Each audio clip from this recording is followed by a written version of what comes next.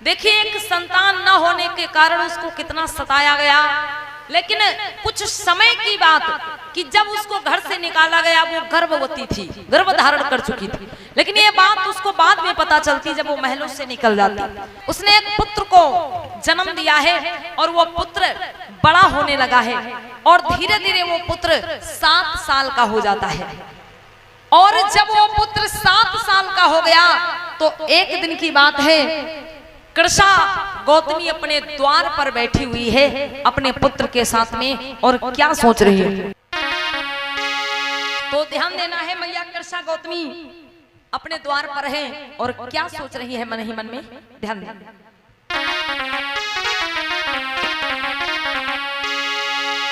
कि माँ के दिल में मधुर विचार और माँ के दिल में मधुर विचार कि श्यानो हो जब बुलानी हम।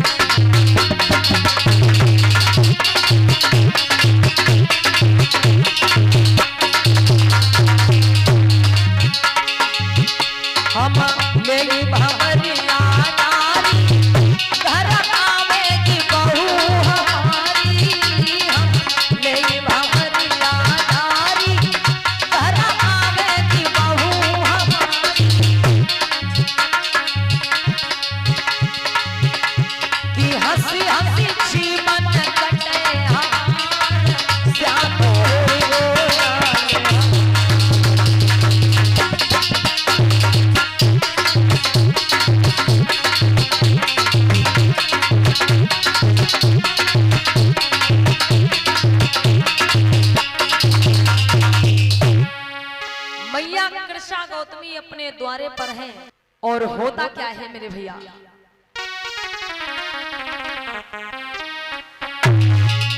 गांव के कुछ बच्चे जो बाग में गेंद खेलने के लिए जा रहे थे, मैया कृष्णा के द्वारे पे आ गए। चाची पाए लागे। जय मंगल हो बेटा, जय मंगल हो, जय मंगल हो, जय मंगल हो। हाँ चाची। अरे बच्चों। हाँ चाची। कहाँ जा रहे हो तुम? हम चाची गेंद खेलने जा रहे हैं। गेंद खेलने जा रहे हो? हाँ। अच्छा, तो कौन कौन साथ में जा रहा है? यही है हमारे साड़ू भाई, ये है मौसिया का लड़का है। अच्छा, वो तुम्हारे मौसी के लड़का है? हाँ। अच्छा, लग तो नहीं रहे वैसे। लागत ही है। क्या नाम है इनका? इनका नाम घसेट्टू लाल। चाची। हाँ बेटा। गेंद खेलने जा रहे हैं हम। और बोलो बच्चों, क्या बता रहे हो? चाची गेंद हाँ। खेलने जा रहे हैं। अरे तो बेटा गेंद खेलने जा रहे हो तो जाओ। चाची 3 जने हैं तो ख्याल नहीं बनती, भैया को यहाँ पठाई दो। अच्छा, हम अपने बेटा को भी भेज दें? हाँ चाची पठाई दो। देखो बेटा, हम अपने बेटा को तो नहीं भेजेंगे। अरे चाची तनु को पठाई दो। अरे हम नहीं भेजेंगे अपने बेटा को। वो चाची अच्छा पठाई दो। देखो बेटा, अब तुम जंगल झाड़ी में पता नहीं कहाँ कहाँ जाके गेंद खेलो, हम अपने बेटा को नहीं भेज सकते। नहीं चाची, ये छपड़े में खेल लिया, पटाई दो, तय पटाई दो। अरे बेटा हमने कह दिया ना, जाओ तुम लोग गेंद खेल के आ जाओ, हम नहीं भेजेंगे अपने बेटा को।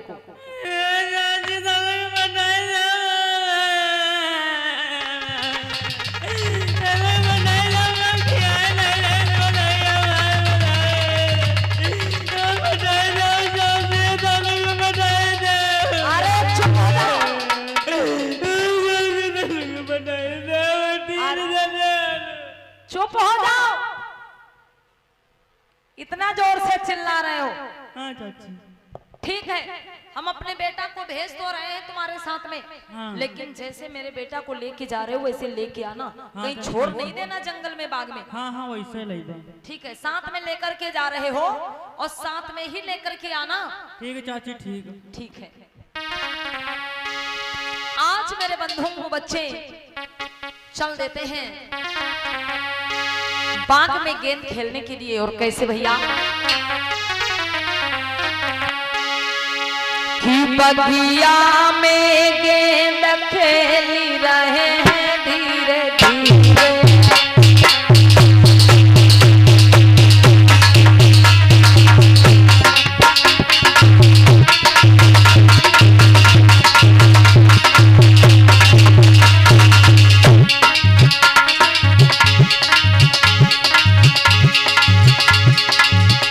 बगिया में गेंद खेली रहे हैं धीरे धीरे,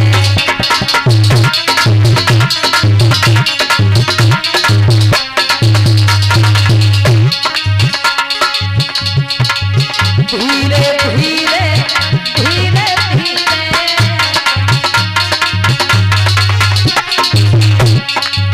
धीरे धीरे धीरे धीरे बगिया में गेंद खेल रहे हैं धीरे धीरे।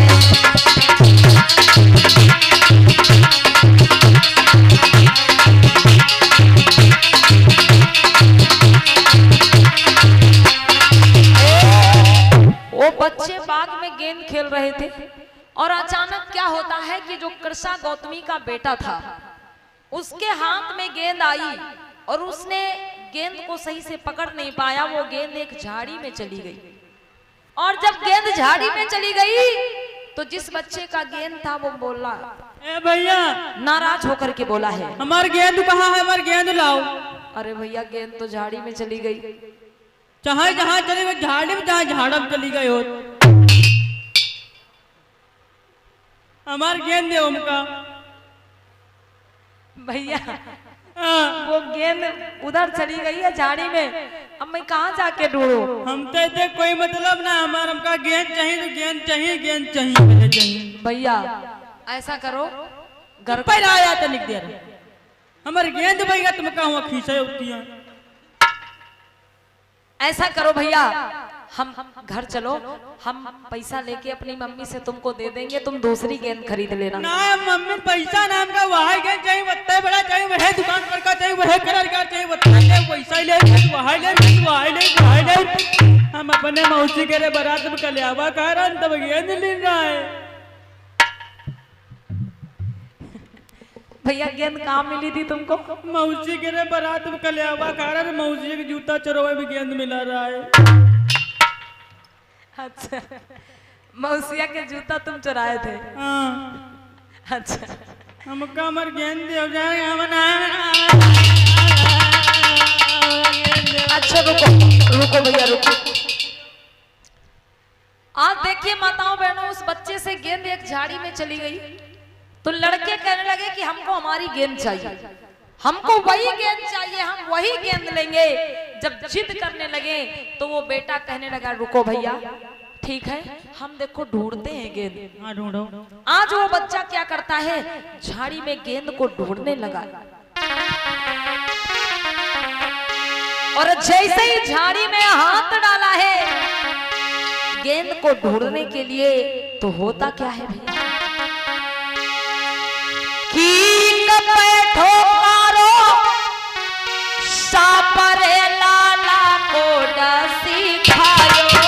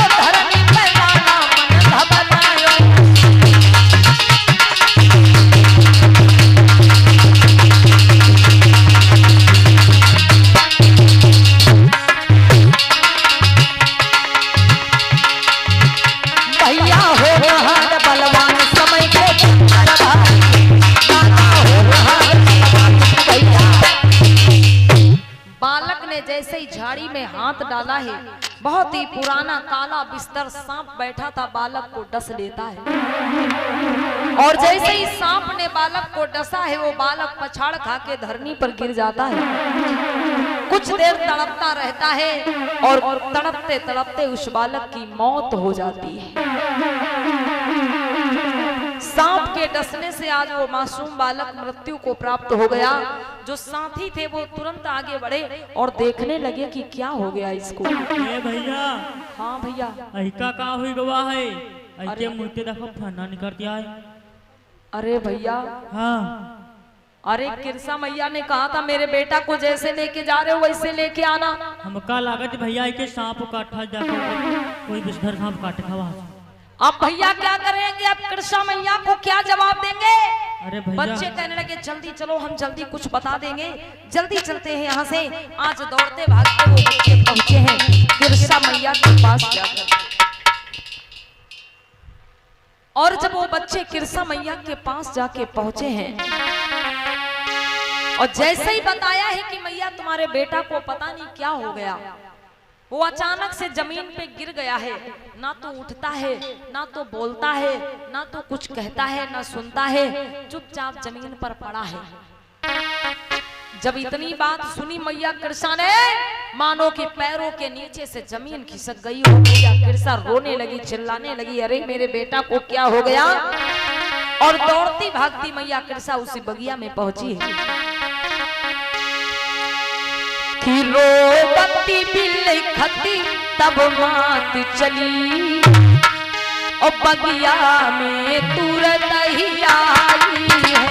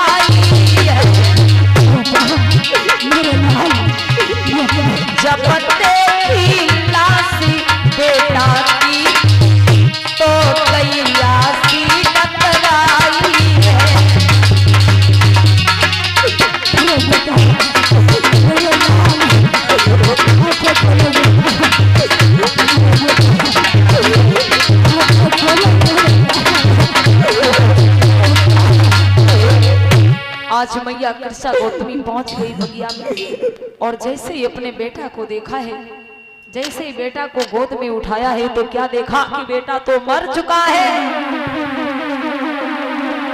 बेटा तो प्राणों को त्याग चुका है। आज मैया कृष्णा जोर जोर से चिल्लाने लगी, नहीं मेरे लाल, नहीं मेरे बेटा, तुम्हें क्या हो गया? उठ जाओ मेरे लाल। अरे बेटा तुम मुझे छोड़ के नहीं जा सकते, बेटा तुम मुझे छोड़ करके नहीं जा सकते। आज मैया कृष्णा रोने लगी, चिल्लाने लगी।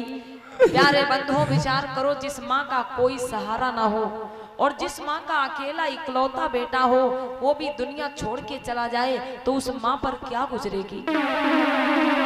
आज मैया कृष्णा जोर जोर से चिल्लाने लगी है कि बेटा,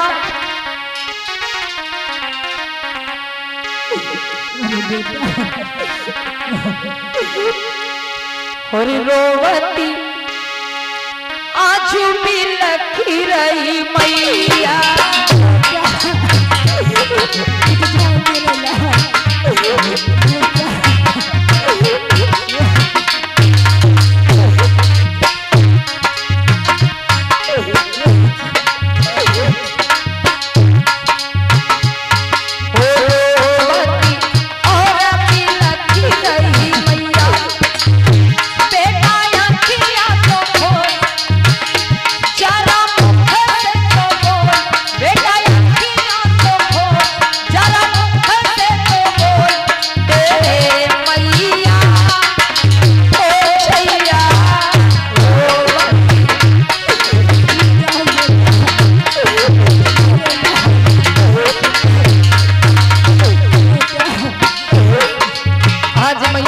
अपने बेटे की लाश को गोद में लिए रो रही है, चिल्ला रही है कि बेटा मैं क्या करूंगी, मैं कैसे अकेले जीवन यापन करूंगी।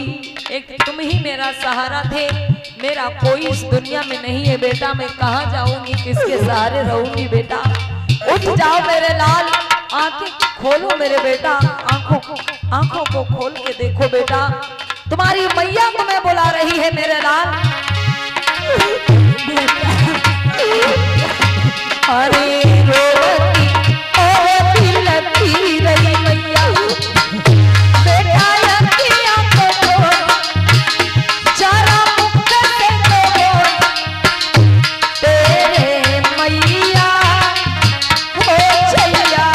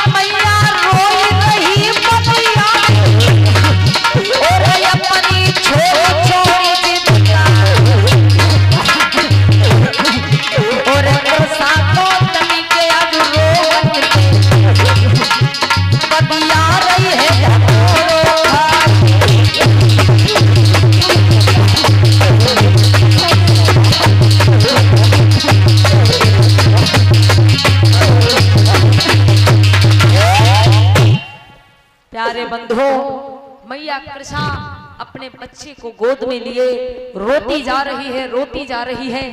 लोग आते हैं, समझाते हैं कि बेटी ये तुम्हारा बेटा मर चुका है, अब इसका अंतिम संस्कार कर दो।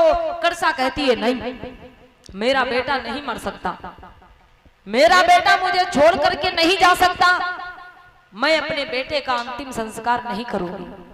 लोग आते हैं, बहुत समझाते हैं, लेकिन वो बेटे की लाश को नहीं दे रही है अंतिम संस्कार के लिए।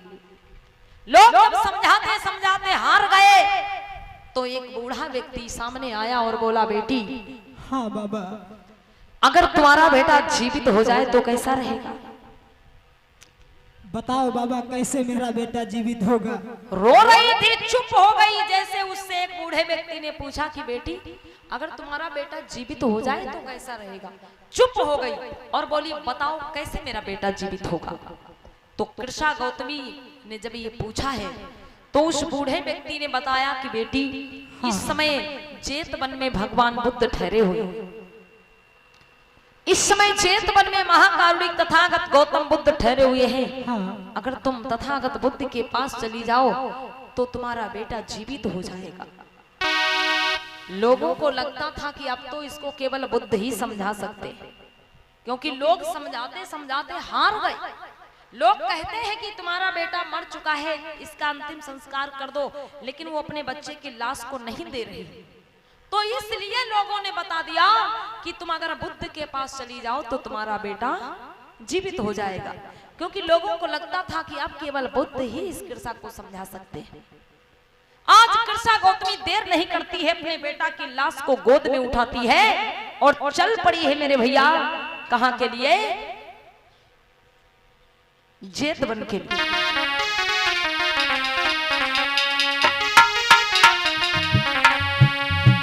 और कैसे चली है? जेत वन की ओर बढ़ी है। इधर महाकारुणिक भगवान बुद्ध बैठे हुए हैं।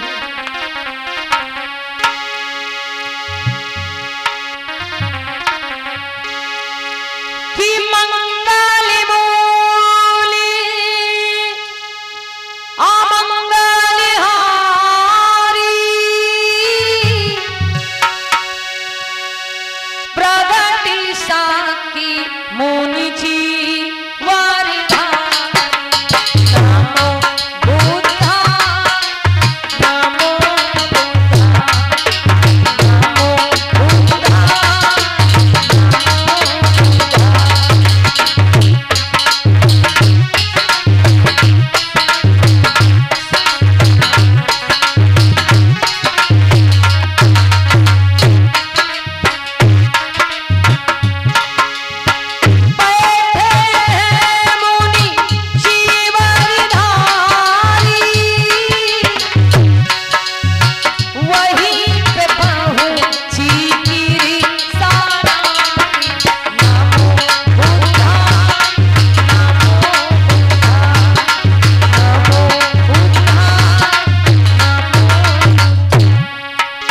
आज कृष्णा गौतमी अपने बेटे की लाश को लेकर के भगवान बुद्ध के पास पहुंच गई। आज कृष्णा गौतमी भगवान बुद्ध के पास पहुंची है और जोर जोर से रोने लगी। महाकारुणिक भगवान बुद्ध बोल पड़े कि अरे बेटी, कौन हो तुम, कहां से आई हो, क्या नाम है तुम्हारा और क्यों रो रही हो? कृष्णा गौतमी हाथ जोड़ के बोली, भगवान मेरा नाम कृष्णा है, मैं इसी श्रावस्ती में रहती हूँ। भगवान ये मेरा बेटा है। अरे भगवान, सांप के डसने से मेरे बेटा की मौत हो गई, मेरा बेटा मर गया है। भगवान मेरा इकलौता बेटा, इस दुनिया में मेरा और कोई सहारा नहीं है। भगवान बुद्ध कहने लगे कि बेटी, अगर तुम्हारा बेटा मर गया है तो इसको यहाँ क्यों लाई हो? ले जाओ अपने बेटा को, इसका अंतिम संस्कार कर दो।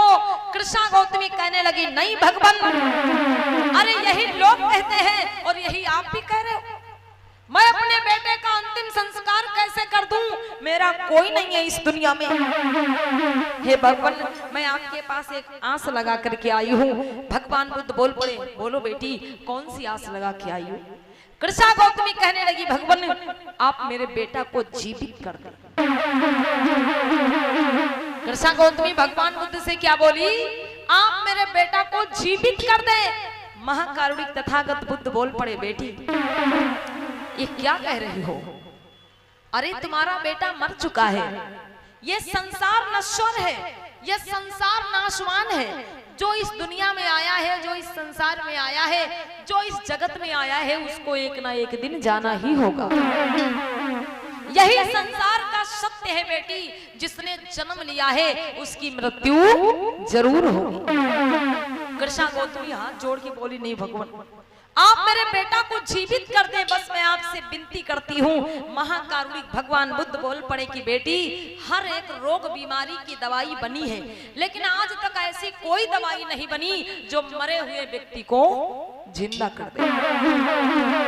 और क्या बोले हैं तथागत बुद्ध, सुनो बेटी, कि चाहे बालक की हो, चाहे बूढ़ा हो, चाहे हो कोई जवानी रे, जो आया है वो जाएगा।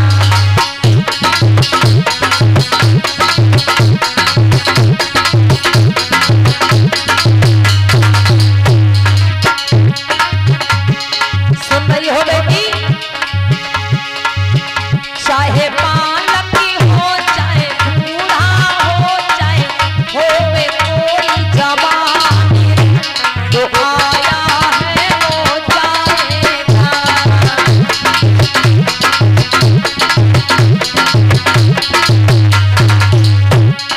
और बेटी, अरे जिसने जन्म लिया धरती पर, उसको एक दिन जाना, अरे हाँ, उसको एक दिन जाना। और खाली पिंजरा रह जाएगा, पंछी को उड़ जाना, अरे हाँ, पंछी को उड़ जाना। चाहे मूर्ख हो, ज्ञानी हो, चाहे हो कोई कमारी रे, जो आया है वो जाएगा।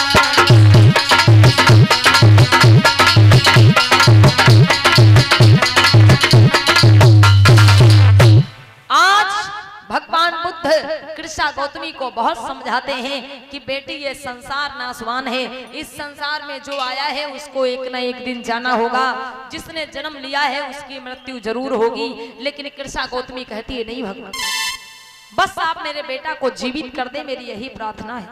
आप मेरे बेटा को जीवित कर दे भगवान, मैं बड़ी आस लगा के आई हूँ। और भगवान, अगर आप मेरे बेटा को जीवित नहीं करेंगे तो मैं भी यहीं पर अपने प्राणों को त्याग दूंगी, मैं वापस नहीं जाऊंगा। महाकारुणिक भगवान बुद्ध सोचने लगे कि ये बेटी अपने पुत्र के प्यार में पागल हो चुकी है। अगर मैं इसको यहाँ से जबरदस्ती भेज भी दूंगा तो ये जीवित नहीं बच पाएगी, अपने पुत्र के वियोग में मर जाए। तो भगवान बुद्ध बोले, बेटी ठीक है, मैं तुम्हारे बेटा को जीवित कर दूंगा, लेकिन उसके लिए तुमको एक काम करना पड़ेगा। कृष्णा गौतमी तुरंत बोली, बताओ भगवान वो कौन सा काम है, वो कौन सा काम है, मैं करने के लिए तैयार हूं, बस मेरा बेटा जीवित हो जाए। भगवान बुद्ध कहने लगे, बेटी ये सामने जो तुमको नगर दिखाई दे रहा है, इस नगर में चली जाओ और मुट्ठी भर सरसों के दाने मांग लाओ। कृष्णा गौतमी तुरंत चल पड़ी, बोली भगवान मैं अभी आ रही हूँ सरसों लेकर के, मैं अभी वापस आ रही हूँ सरसों लेकर के। जैसे ही आगे कदम बढ़ाया, भगवान बुद्ध बोले रुक जाओ बेटी, बेटी तुम सरसों लेने के लिए तो जा रही हो, लेकिन अच्छे से पता लगा करके लाना सरसों। ए बेटी तुम सरसों उसी घर से लेके आना, तुम सरसों उसी घर से लेकर के आना जिस घर में कभी कोई आज तक मरा ना हो। भगवान बुद्ध ने क्या कहा कि बेटी तुम सरसों उसी घर से लाना जिस घर में कभी कोई आज तक मरा ना हो। अगर तुम ऐसे घर से सरसों ले आओगी तो हम तुम्हारे बेटा को जीवित कर देंगे। कृष्णा गौतमी सोचती है, अरे कोई ना कोई तो ऐसा घर मिलेगा जिस घर में कभी कोई मरा ना हो। आज कृष्णा गौतमी चल पड़ी है, कैसे भैया,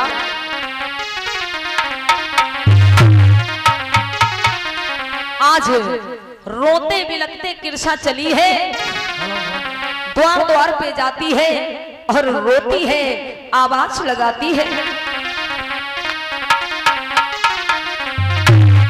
भैया की रसा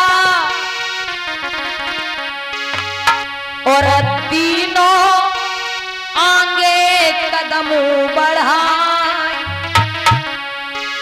हो तीनों आगे कदम बढ़ाए, कि रही घर घर आवाज लगा।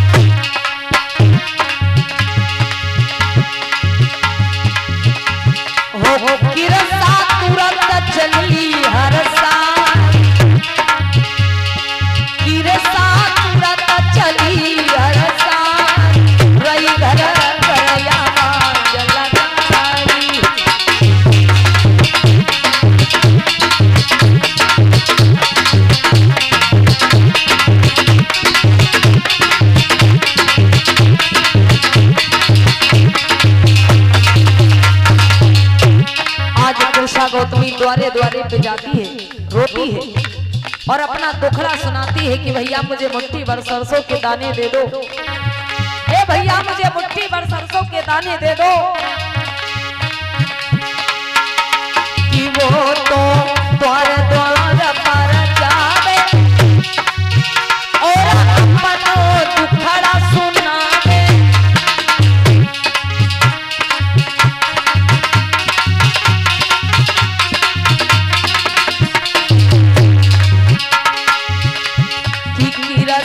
द्वार द्वार पर जावे और अपनो दुखड़ा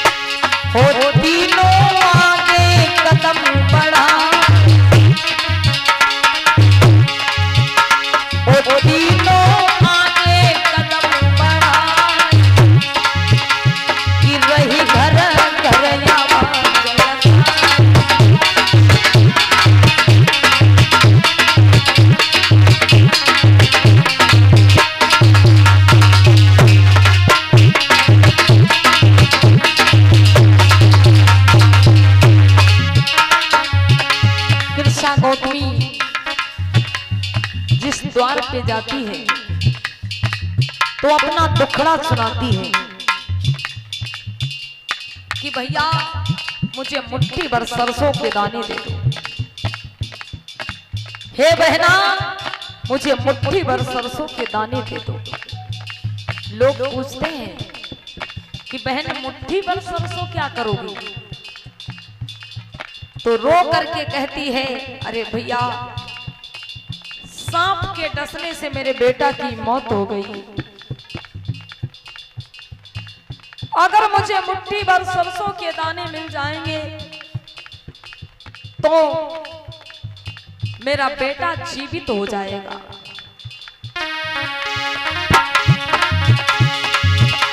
कि वो तो द्वार द्वार पर जावे और अपनो दुखड़ा सुनावे, कि किरसा रोवती सुवाना रही करना।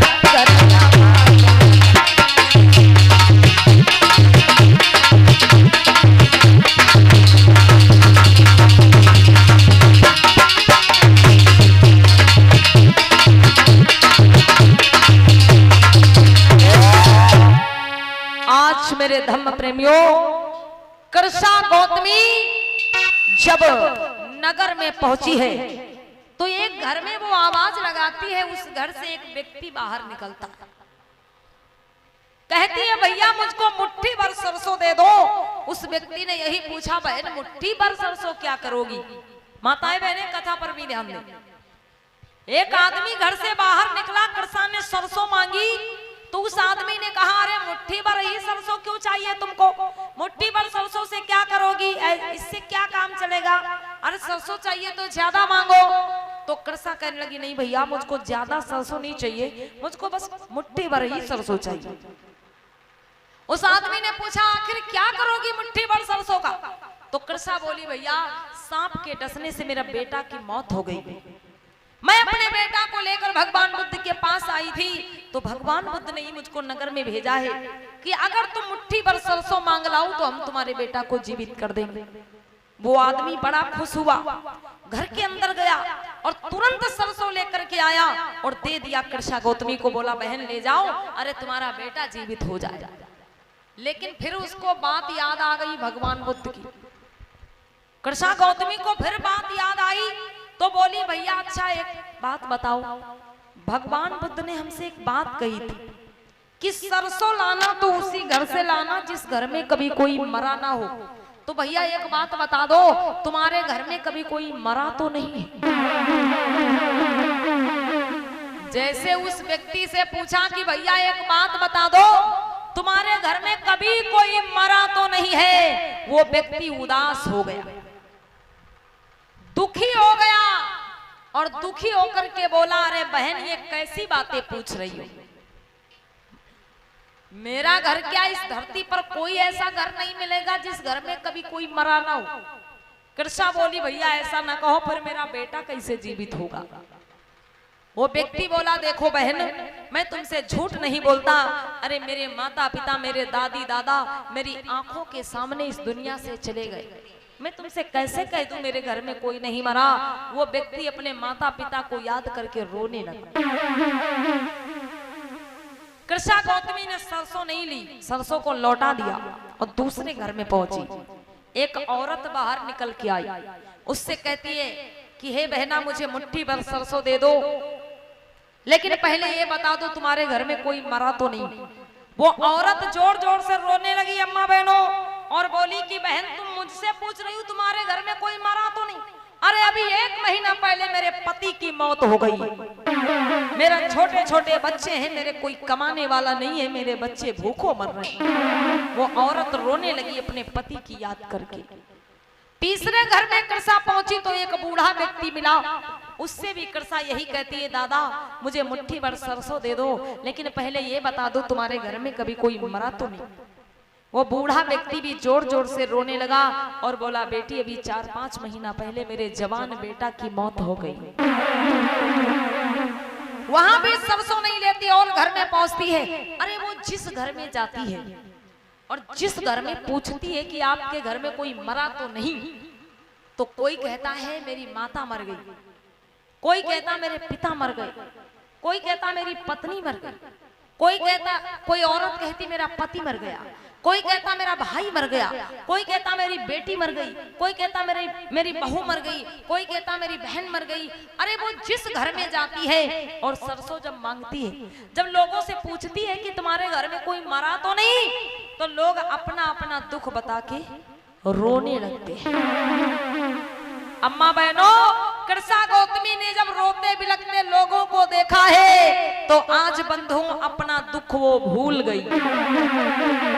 जब दूसरों को देखा कि किसी का जवान बेटा मरा है, किसी की बेटी मरी, किसी की बहू मरी, किसी की पत्नी मरी, किसी की माँ मरी, किसी की बहन मरी, किसी का भाई मरा, किसी का पिता मरा, जब दूसरों को रोते बिलखते देखती है तो अपना दुख भूल गई और रोना बंद कर दिया।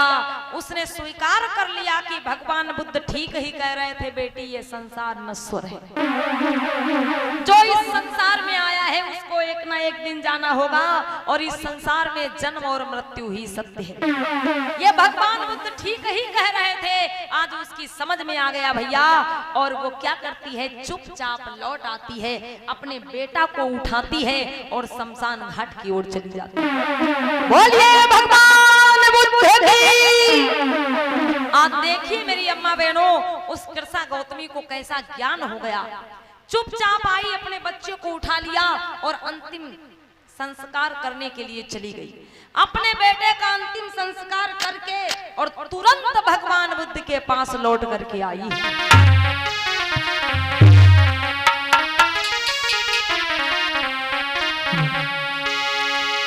के बैठ गई चरणों में। भगवान बुद्ध बोले, अरे बेटी। हाँ भगवान। सरसों नहीं मिली? अरे भगवान, हाँ। मुझे ज्ञान नहीं था, आपने मुझे ज्ञान दिया है। अगर जो मुझको आप ज्ञान ना देते तो मैं अपने बेटे के प्यार में मैं भी मर जाती। आज कृष्णा गौतमी बोली, भगवान आपने मुझको ऐसा ज्ञान दिया है, मेरा जीवन संवर गया, मेरा जीवन संभल गया। अगर सरसों मांगने के बहाने मैं नगर में न जाती तो मुझको ज्ञान नहीं होता और मैं अपने बेटे के प्यार में, अपने पुत्र के प्यार में पागल होकर के मर जाती। मैं अपने बेटे के बिना नहीं जी पाती, लेकिन आज मुझको ज्ञान हो गया। जब मैं नगर में गई तो भगवान रोते बिलखते लोगों को मैंने देखा। कोई कह रहा था कि मेरा जवान बेटा मर गया, कोई कह रहा था मेरा जवान भाई मर गया, कोई कह रहा था मेरी माँ मर गई, कोई कह रहा था मेरी पत्नी मर गई, कोई औरत कह रही थी मेरा पति मर गया। मैंने जब रोते बिलखते लोगों को देखा तो भगवान में अपना दुख भूल गई। बोलिए भगवान बुद्ध की। आज भगवान बुद्ध कहने लगे, बेटी ठीक है, जाओ अपने घर लौट जाओ। कृष्णा बोली, नहीं भगवान, मेरा इस दुनिया में कोई नहीं, आपने मुझको नया जीवन दिया है भगवान, इसलिए मैं आपकी ही शरण में आना चाहती हूँ।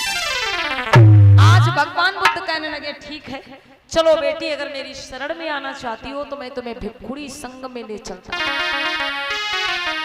आज कृष्णा गौतमी भिक्षुणी संघ में जाती है और जिस प्रकार से आप लोग भंते जी को देख रहे हैं माताओं बहनों, जैसे आप भंते जी को देख रही हैं, इसी प्रकार से वो अपना सर मुंडवा के चीवर धारण करके बौद्ध भिक्षुणी बन जाती और भंते बन करके, बौद्ध भिक्षुणी बन करके गांव-गांव में जाकर के लोगों को धम्म का पाठ पढ़ाने लगती है। तो देखिए प्यारे बंधुओं, ऐसा था भगवान बुद्ध का ज्ञान।